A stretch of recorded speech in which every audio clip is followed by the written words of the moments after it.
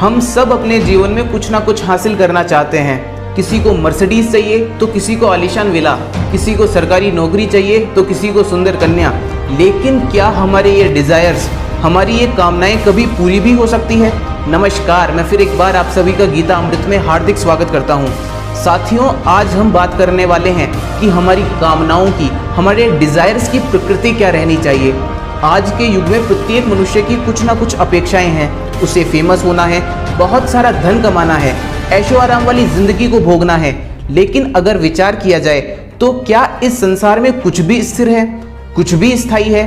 अभी हमारे पास में जिन वस्तुओं का अभाव है उनके बिना भी हमारा काम चल रहा है, हम अच्छी तरीके से जी रहे हैं, क्योंकि इस संसार में कुछ भी स्थिर नहीं है, कुछ भी स्थायी नहीं है। तो इस बात की क्या गारंटी है कि अगर हमारी कामनाएं पूरी भी हो गई तो वह हमेशा वैसी की वैसी ही बनी रहेगी? वो वस्तुएं जो हमें मिल गई वो हमेशा हमारे पास में रहेगी? पहले वस्तुओं का जो अभाव था वो इतना दुखदाई नहीं होता जितना वस्तुओं का मिलकर बिछुड़ जाना दुखदाई होता है।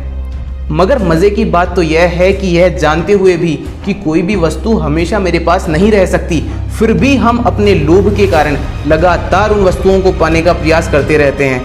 अगर बीच में वह वस्तुएं हमें मिल भी जाती है तो भी यह तय है कि अंत में उनका अभाव ही रहेगा।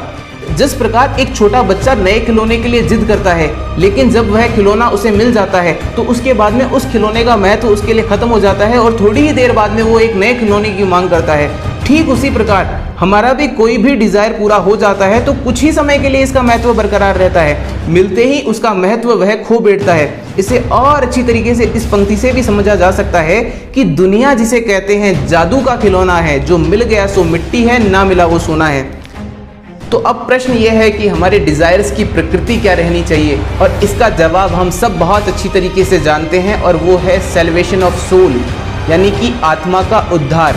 This is the great noble purpose of our life, क्योंकि यह एक ऐसा डिज़ायर है जहां हमारे सारे डिज़ायर समाप्त हो जाते हैं, और अगर डिज़ायर समाप्त हो जाते हैं तो सुख और दुख का प्रभाव हमारे ऊपर नहीं रहता, और यही वह तरीका है जो हमें परम आनंद और शांति की अनुभूति करा सकता है।